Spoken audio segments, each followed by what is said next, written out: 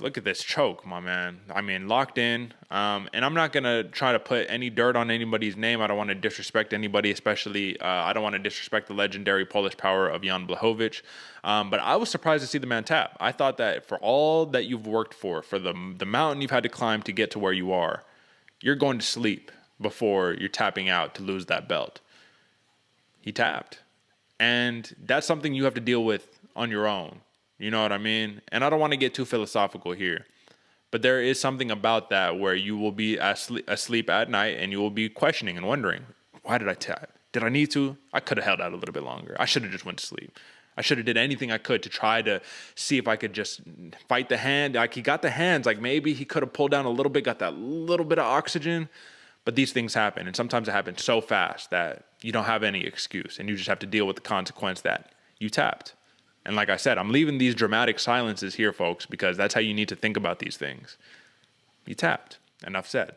With that being said, though, 42 years old, man. He is now the light heavyweight champion, Glover Teixeira. And AJ, I wanted to share this tweet that Glover Teixeira, he put out actually this morning, 6:35 in the morning. He says, I always wondered what it would be like to be a champion and how I would feel the day after the fight. Now I know, and it feels pretty damn good. Thank you to everyone for the love, support, tweets. Love you all, man. So this dude is living the dream right now, man. And maybe he knew something that we didn't know when he was asked, are you going to be able to get Blachowicz to the ground? He says, oh yeah, I will. Whether I take him down or whether it's going to be this left hook, he's going down. Well, he did both. He took him down normally, and he dropped him with the left hook. Or he stumbled him with the left hook and then was able to get him down. But this was a clinic by Glover Teixeira, man. This is something that he has done to a majority of his opponents in the last 5 of his fights. And the other thing I wanted to point out, AJ, is I wanted to know if you knew this, my man.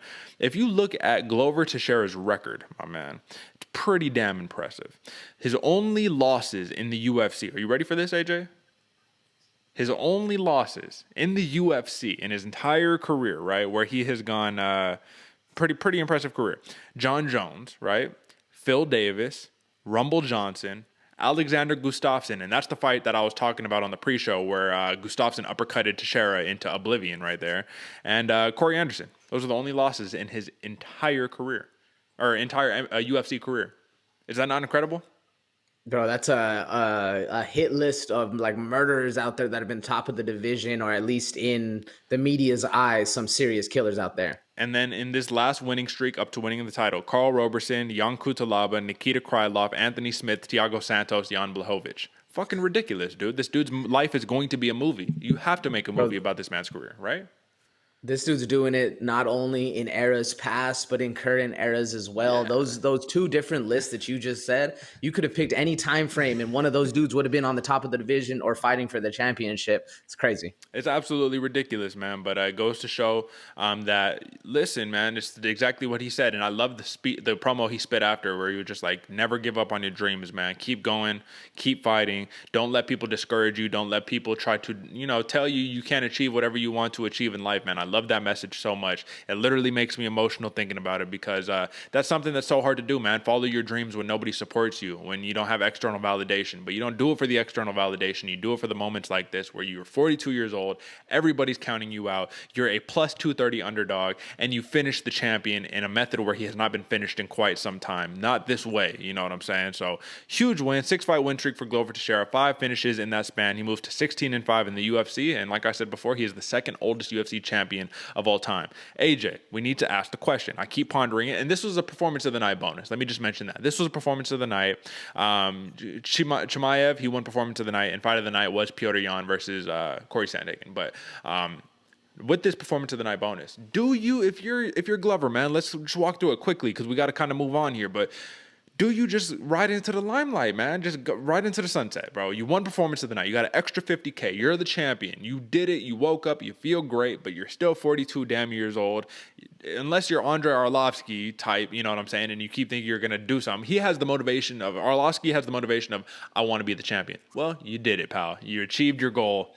What's left? Just dip. That's it. I want to see this storybook ending. I don't want to see you end up unconscious on the ground at 45 years old because you decided to keep sticking around, even though you made it to the top. Give me your take, AJ.